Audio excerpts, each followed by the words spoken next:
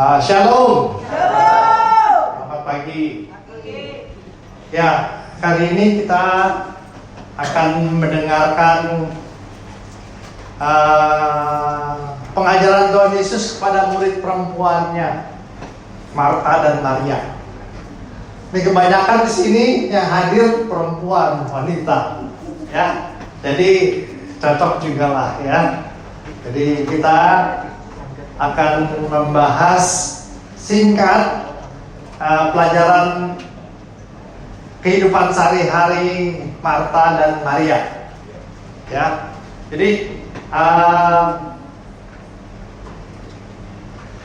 Tuhan Yesus memulai pelayanannya ketika setelah ia dibaptis oleh Yohanes Pembaptis kemarin.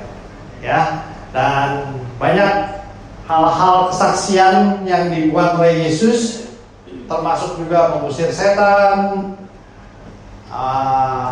memberikan pengajaran, sehingga banyak murid-murid yang mengikuti dia. Ya, nah diantaranya dua orang ini, Marta dan Maria. Ya, di samping ke 12 muridnya. Jadi setelah Yesus mengutus ketujuh muridnya itu,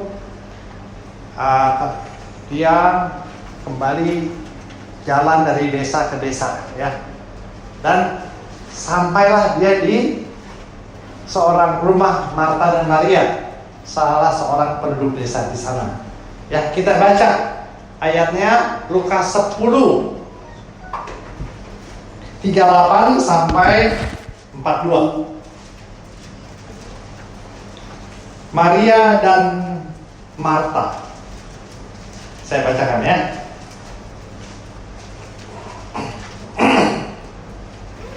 Ketika Yesus dan murid-muridnya dalam perjalanan, tibalah ia di sebuah kampung. Ya, seorang perempuan yang bernama Marta menerima dia di rumahnya. Perempuan itu mempunyai seorang saudara yang bernama Maria. Marta sama Maria populer ya di Alkitab.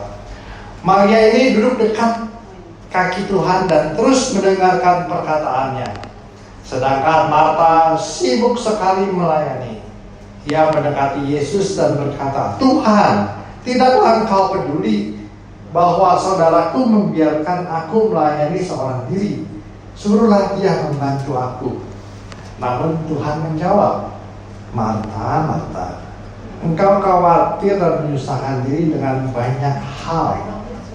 Tetapi hanya satu saja yang perlu. Maria telah memilih bagian terbaik yang tidak akan diambil dari dia." Ya, jadi ini kehidupan yang sangat familiar dengan kita-kita di sini juga, ya, berlaku dengan kita-kita juga. Ya, banyak di antara kita ibu-ibu, ya, sibuk, susah sana sini, tanya, ya kan, susah sana sini lagunya tuh, tapi tetap happy dia, ya. Nah, kadang-kadang susah sana sini bukan happy, komplain, protes, ya, kecapean, ya, karena terlalu memikirkan banyak hal yang nggak perlu kadang-kadang, ya. Jadi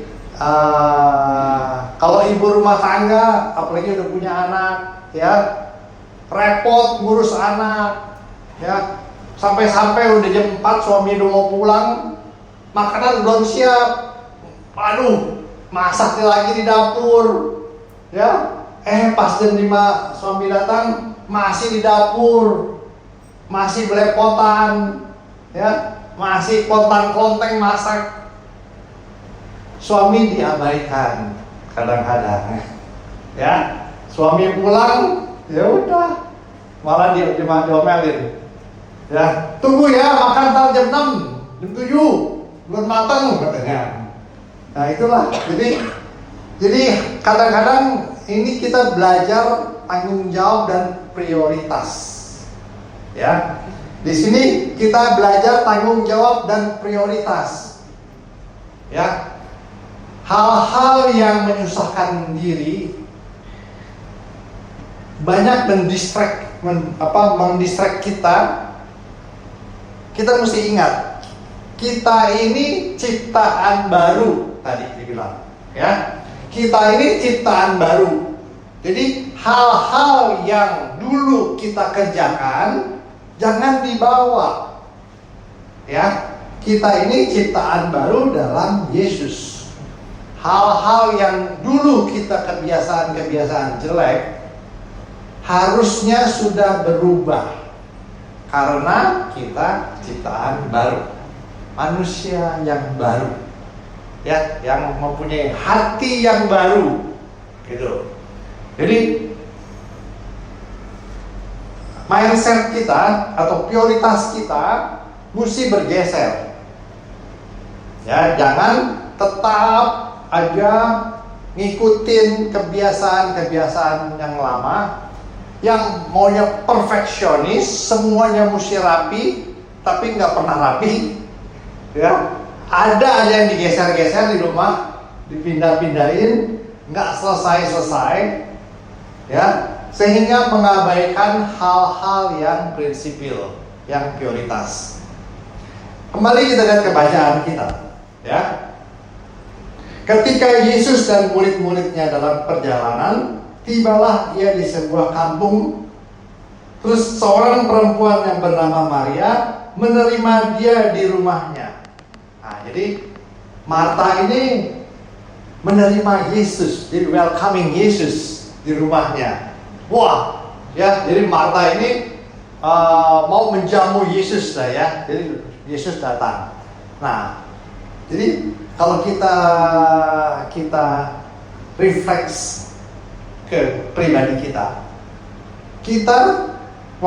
kita sudah menerima Tuhan Yesus sebagai Tuhan dan Juru Selamat kita, ya. Jadi kita udah welcome Yesus to my heart. You are my God and my Savior, ya. Tapi apa yang terjadi, ya, ketika Yesus datang ke rumah Marta bersama murid-muridnya, silakan duduk. Kemudian dia kembali ke dapur menghilang. Ya, dia kembali ke dapur, dia mau mempersiapkan yang terbaik. Tetapi apa yang hilang? Ya, Marta memang bertanggung jawab. Ya, orangnya ya seksi repot lah gitu, ya, bertanggung jawab. Ya, wah, dia mau memberikan yang terbaik kepada dapur. Dia langsung lari ke dapur. Ini gambarnya saya dapat di internet, ya. Jadi ini rumahnya modern, tapi zaman dulu gak gitu nih, ya. Dia repot ke dapur, sedangkan Maria saudaranya duduk santai nyatet, dengerin, ya. Emosi si Marta tuh, yelling dia. Dia menteriak, ya. Dibilang apa? Tuhan, tidakkah engkau peduli bahwa saudaraku membiarkan aku melayani seorang diri? Tadi itu, ya. Tuhan, nah, dia juga sama-sama panggil Tuhan nih. Dia udah mengakui Yesus itu sebagai Tuhan, ya. Tapi dia bosi juga. Kalau kita lihat, ya, suruhlah dia membantu aku. Wah, kasar juga, ya. Suruhlah dia membantu aku, karena dia tahu si Maria lagi dengerin Yesus ngomong. Suruhlah dia membantu aku. Nah, jadi kadang-kadang gitu tuh, ya.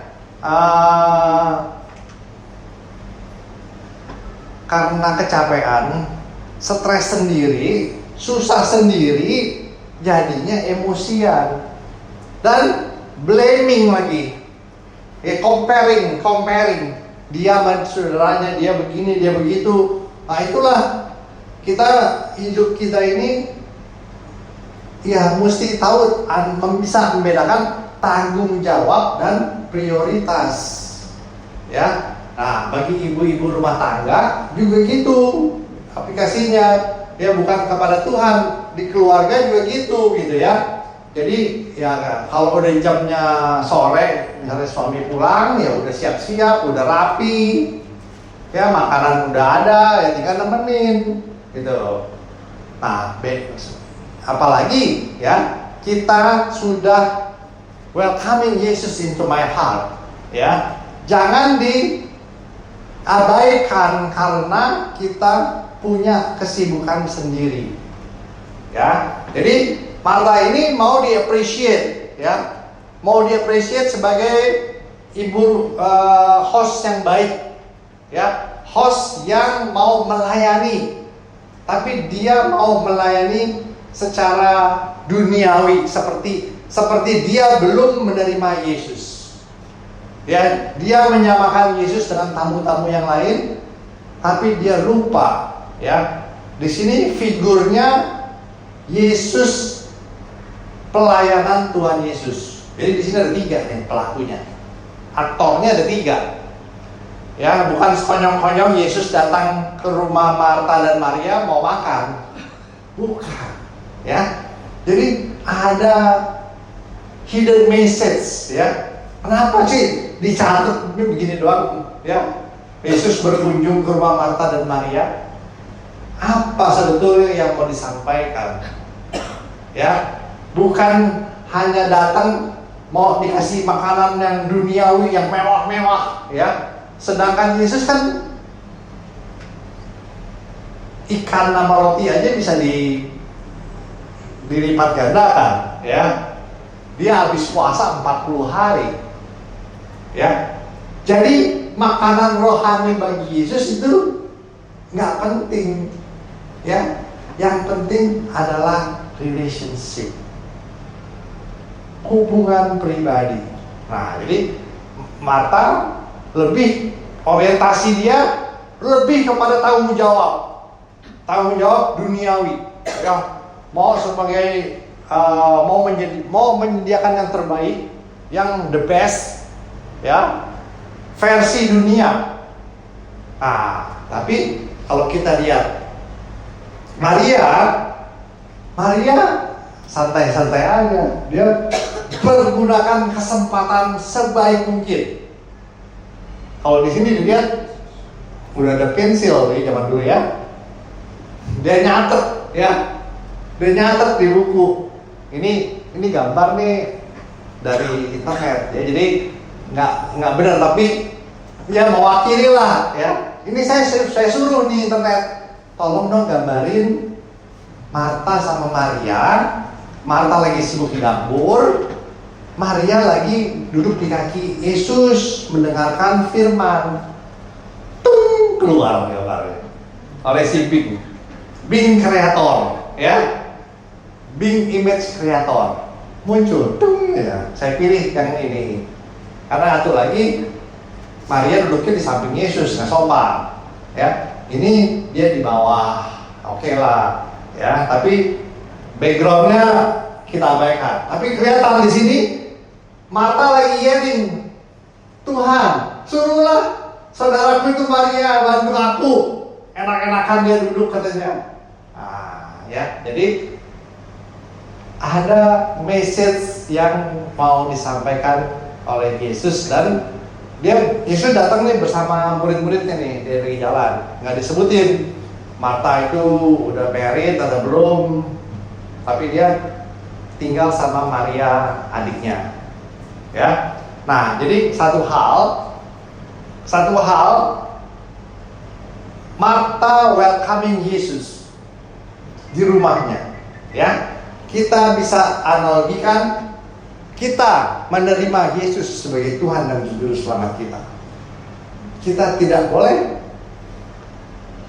mengabaikan Yesus, tidak membaca firman-Nya, atau karena kesibukan kita memberikan waktu sisa.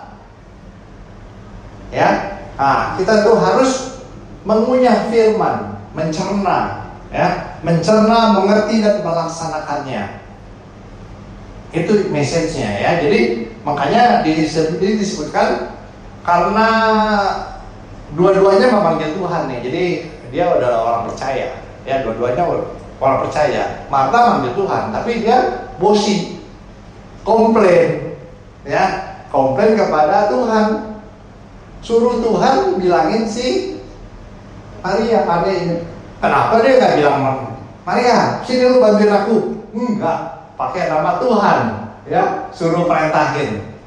Nah itu juga, ya kalau kita bilang nggak sopan juga, ya, gitu. Jadi sifat-sifat duniawinya itu, walaupun dia memanggil Tuhan, tapi dia memerintah. Berarti keimanan Marta belum matang. Ya, ada cerita lanjutannya di mana Yesus mau mengajar Marta dan Maria dan memberikan ilustrasi cerita ini kepada kita. Bagaimana orang itu berubah setelah mengenal Yesus. Ya, jadi satu hal juga yang nggak umum. Zaman dulu tuh nggak umum, ya, nggak umum tuh apa wanita duduk bersama-sama dengan murid-murid Yesus yang laki, ya, apalagi langsung marah si Maria nggak nemenin kakaknya di dapur, malah seakan-akan mendekat kepada Yesus, ya. Tapi kita lihat, ya, sikap Maria duduk di kaki Yesus mendengarkan firman Tuhan. Nah, kan kita udah tahu ya kemarin firman itu adalah sudah ada, ya. Firman itu sudah ada sebelum dunia dijadikan, dan firman itu bersama-sama dengan Allah, dan firman itu menjelma menjadi manusia, menjadi anak Allah, dan firman itu merefer kepada Yesus. Nah, Maria ini mengerti Yesus sebagai Tuhan. Jadi dia memanfaatkan waktu yang ada sesingkat mungkin mendengarkan pengajaran dari Tuhan Yesus. Nah, kita juga, ya, sebagai anak-anak Tuhan, kita juga wajib selain tanggung jawab, kita juga wajib mempunyai relationship dengan Tuhan. Nah, jadi pengajarannya itu dua, ya. Bagaimana kita membagi prioritas antara tanggung jawab dan hubungan pribadi dengan Yesus, ya. Jadi kita harus memelihara hubungan pribadi kita dengan Yesus dengan apa? Dengan berdoa, dengan membaca firman-Nya, sehingga kita mengenal lebih dalam siapa Yesus. Ya, dan Maria ditunjukkan di kisah ini sudah melakukan yang terbaik. Ya, nah Maria di sini sebetulnya menyalahi culture, budaya. Ya, zaman dulu nggak ada tuh budaya begitu tuh.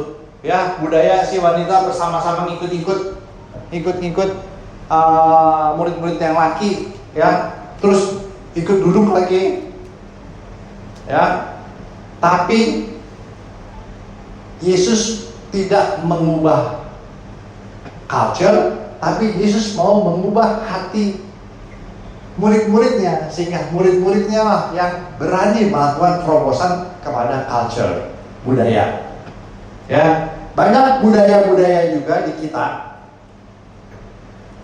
Kalau kita kan kemarin Imlekan ya. Kan Imlek juga ceritanya kan cuma menyambut musim semi, ya. Kemudian ada lagi Cap Gome, makan lontong. Apa? Lontong sayur atau lontong apa ya? Lontong Cap Gome sama nggak sama lontong sayur? Sama lah ya. Ya, kemarin juga dapat lontong Cap Gome dari si Bunda. Ya, jadi itu hanya tradisi, tapi sepanjang tidak mengganggu keimanan kita, ya so far oke aja, ya. Makan, apalagi makan, ya oke lah. Makan. Ya, jadi tapi banyak hal-hal lain yang mengganggu tradisi kita. Jadi teman-teman atau saudara-saudara kita masih pegang hiyo sembayang, masih sembayangin arwah orang mati, gitu ya. Kemudian masih nyediain makanan buat orang tua ceritanya, ya. Nah itu kan tradisi. Nah Tuhan mengajarkan untuk tidak mengikuti tradisi yang melanggar keimanan kita, yang sia-sia. Kita harus berani menolak, tapi tidak menjadi batu sandungan, ya. Jadi harus bijaksana bagaimana kita menghadapi culture itu, ya. Nah, di sini Maria sudah melewati batas culture, ya. Dia udah mendobrak culture, dia udah berani mencatat, duduk mendengarkan firman Tuhan. Nah, itulah yang dikehendaki Tuhan. Nah, kemudian di sini apa lagi? Tuhan memberikan rebuke atau memberikan pelajaran kepada Marta, ya. Jadi kalau firman Tuhan itu kan baik untuk mengajar, menegur, apa lagi? Benar. Memperbaiki kelakuan. Ya, mendidik orang dalam kebenaran. Jadi rebuke. Jadi rebuke itu menasihatkan, menasihati. Ya, di sini dibilang Tuhan tuh masih sabar, ya. Namanya Tuhan ya hebat, yang panjang sabar, ya. Dipanggil dengan suara emosi,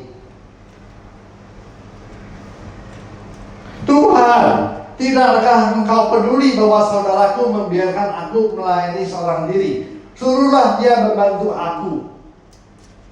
Wah, Tuhan kan diperintah ini, ya. Tapi jawabnya apa? Jawabnya kalem aja Tuhan. Marta, engkau khawatir dan menyusahkan diri dengan banyak hal. Ya, jadi langsung to the point dia jawabnya. Engkau khawatir dan menyusahkan diri dengan banyak hal. Jadi engkau itu banyak terdistract, ya, nggak fokus. Aku datang ke sini untuk memberikan pengajaran kepada kamu. Kamu ini jangan terdistract dengan hal-hal duniawi. Ke dapur menyediakan ini itu, dia jangan begitu katanya. Maria telah memilih bagian yang terbaik. Tapi hanya satu saja yang perlu, dibilang. Hanya satu saja yang perlu. Apa itu? Maria telah memilih bagian yang terbaik. Artinya Maria itu memilih hubungan pribadi, mau mendengarkan firman Tuhan, mau mengerti, duduk mendengarkan firman Tuhan, mencatat yang hal-hal yang penting. Terus dibilang Maria yang tidak akan diambil dari dia. Jadi Tuhan nggak mau. Tuhan jawabnya enggak, jangan. Maria di sini aja. Enggak.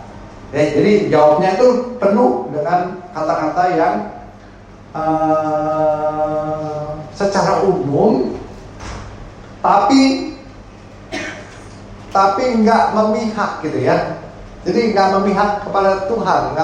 Jadi kalau bilang nggak, Maria biarin bersama aku aja, kan menimbulkan suatu persepsi lagi kepada Marta, ya, bahwa Yesus lebih sayang kepada Maria kalau bilang gitu ya. Enggak, Maria biar bersama aku saja. Hebat jawaban Tuhan, ya. Ya Tuhan, ya, hebat jawabannya itu. Paling hebat kalau kita lihat sih. Enggak, hanya satu saja perlu. Jadi dia kembalikan kepada keputusan Maria. Tuhan tidak mengambil alih tanggung jawab. Enggak loh. Kalau dibilang enggak, biarkan Maria di sini. Nah, berarti Tuhan yang mengambil tanggung jawab untuk Maria dekat dengan dia. Tapi jawabannya Maria telah memilih bagian yang terbaik yang tidak akan diambil dari dia. Wah, hebat jawabannya. Ya, jadi kita tuh mesti belajar menjawab dengan hikmat. Ya, menjawab dengan hikmat. Jadi bukan merefer kepada kita, kemauan kita, tapi kita balikan kepada Maria yang telah memilih. Dan pilihan dia adalah yang terbaik.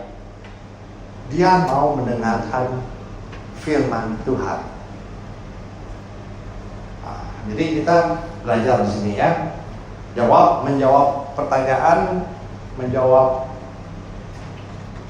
perintah, emosi. Kita tuh mesti punya hikmat. Gak boleh langsung kita juga emosi. Kalau Tuhan juga emosi, diomelin si Marta. Tuhan enggak. Tuhan mereviewnya, menasihatkannya, membalikkan lagi kepada pilihan Maria. Itulah kehebatan Tuhan dalam memberikan kata-kata. Dan yang hebatnya lagi, Lukas mencatat secara detail. Ya, jawaban itu ya dan amin dan benar, nggak bisa dibantah.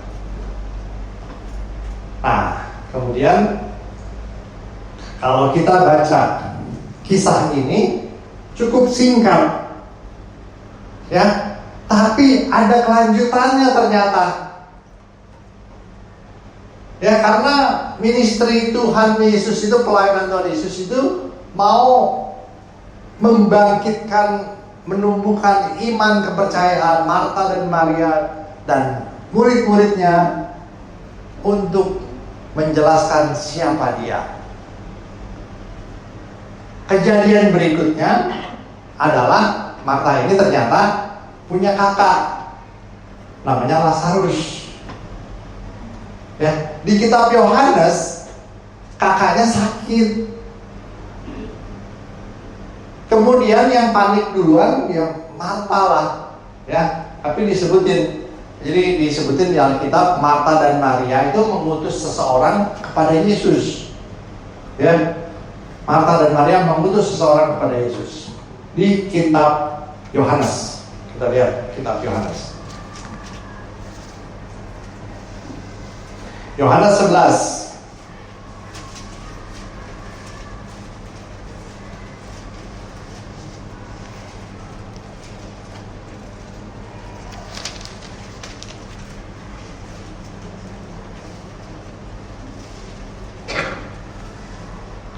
Ya, jadi udah diutus nih, ya. Jadi muridnya diutus. Ternyata Yesus nggak buru-buru balik, ya.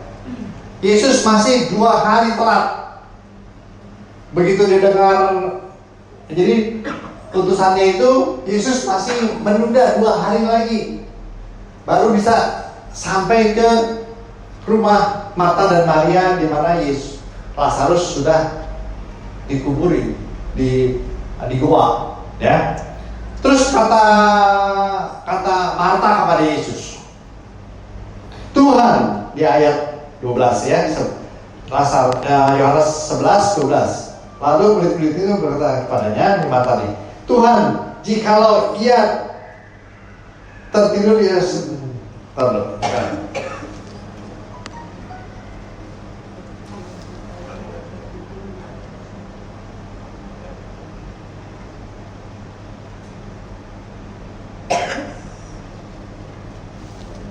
ya ini ya, jikalau ia tidur ia akan sembuh. Sebenarnya Yesus berbicara tentang kematian Lazarus, kan?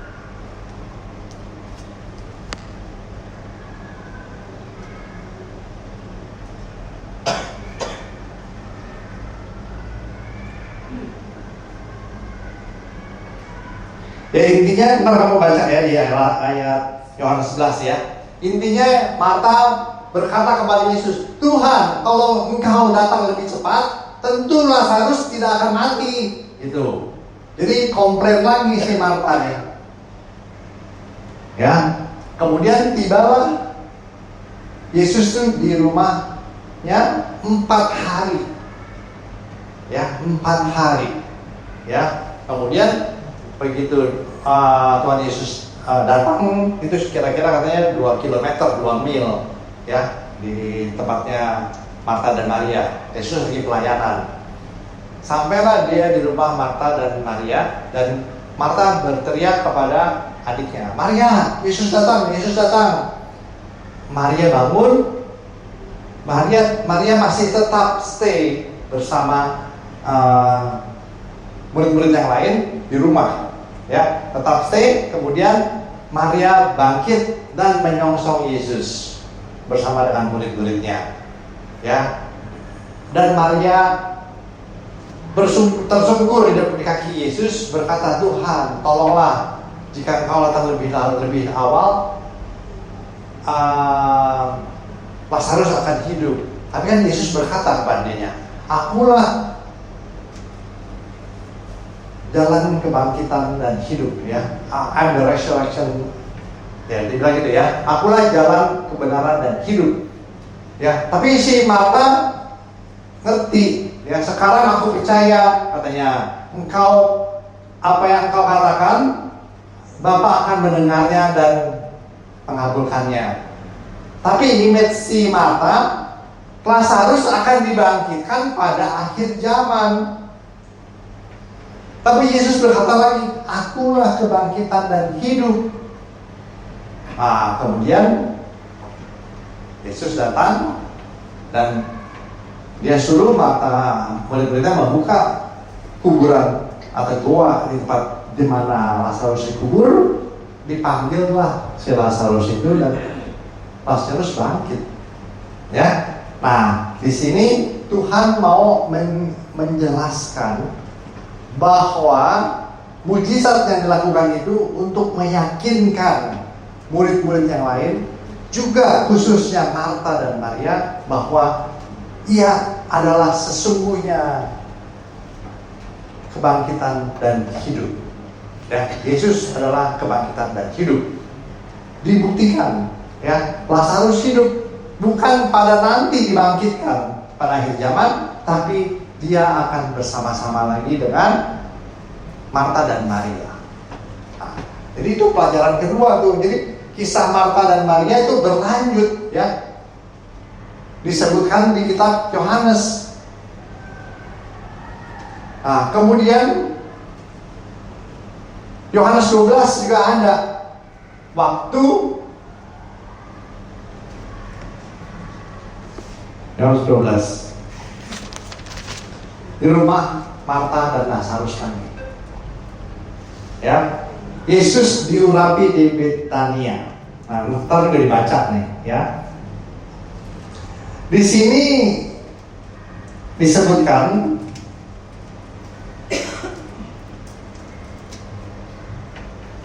di ayat 12, saya bacakan, ya. Yesus diurapi di Betania. 6 hari sebelum Paskah, Yesus datang ke Betania, tempat tinggal Lazarus yang dibangkitkan Yesus dari antara orang mati. Di situ diadakan perjamuan untuk dia dan Marta melayani. Masih, ya, karena dia nih karena sedang di dapur, ya. Marta melayani. Sedangkan salah seorang yang turut makan dengan Yesus adalah Lazarus. Oh, berarti melayaninya itu sebelumnya, ya. Jadi karena kakaknya Lazarus sudah makan sama Yesus, dan kita tidak dengar komplain Marta lagi, ya. Jadi udah ada perubahan, ya. Tapi dia tetap bertanggung jawab. Tanggung jawab itu nggak bisa dihilangin, cuman mesti pakai prioritas, mana yang penting, mana yang nggak penting, ya. Tetapi apa yang dilakukan Maria? Maria punya simpenan minyak wangi, ya. Kalau perempuan kan banyak wangi-wangi, gitu, ya. Dia beli itu minyak wangi, gajinya kerja selama setahun, namanya minyak apa? Lawas tuh. Dia guyur minyak itu semuanya di rambutnya dan dia pakai untuk membersihkan kaki Yesus pakai rambutnya. Jadi kita lihat, ya, imannya Maria meningkat Sehingga apapun yang dimiliki, dia mau memberikan kepada yang terbaik kepada Yesus. Ya, jadi kita bisa lihat nih perjalanan iman. Nah, di sini juga di lingkungan kita juga kita mesti lihat teman-teman kita perjalanan iman kita, ya, sehingga kita saling ibarat bara itu saling menyala bersama-sama, sehingga kita tetap iman kita tuh kuat dan berapi-api. Ya, yang komplain malah Yudas, ya. Oh sayang itu, kenapa nggak dijual aja? Pada terus bisa diberikan kepada fakir miskin. Nah, cita Yudas kan lagi ya, tapi ya dia komplain. Nah, jadi beda ya. Jadi kalau Maria rela memberikan yang terbaik untuk Yesus, yang satu pikirin duit. Ya, bisa jadi duit nih. Nah, gitu ya. Nah, kita nggak bahas maksudnya komplain ya, tapi kita lihat sikap dari Maria, ya, dan kita belajar dari Marta juga, ya. Jadi jangan kita terlalu menyusahkan diri dengan hal-hal yang nggak perlu sehingga kita stres, kita komplain, sehingga hubungan pribadi kita dengan Tuhan kita terabaikan. Ya, kita harus menyediakan waktu berdoa, membaca firman, sehingga kita semakin mengenal Dia dan kita semakin mengenal Yesus sebagai Tuhan dan Juru Selamat kita. Ya, itulah renungan singkat cerita mengenai Marta dan Maria yang ternyata berseri di Alkitab, ya. Jadi ternyata nih bukan sepintas aja dia datang berkunjung, ya. Ada lanjutannya. Ternyata tuh Marta Maria, saudaranya Lazarus yang dibangkitkan. Dan ternyata juga mereka berdua, Marta dan Maria, yang minta tolong kepada Yesus untuk menolong Lazarus yang sakit. Tapi keburu mati. Tetapi ada maksud Tuhan. Terlambat datang supaya mereka dan murid-murid yang lain melihat siapa Yesus. Ia adalah kebangkitan dan hidup. Amin. Ya. Jadi itulah responsibility, prioritas dan hubungan pribadi dengan Yesus. Mari kita berdoa. Ya Tuhan, terima kasih atas firman singkat ini.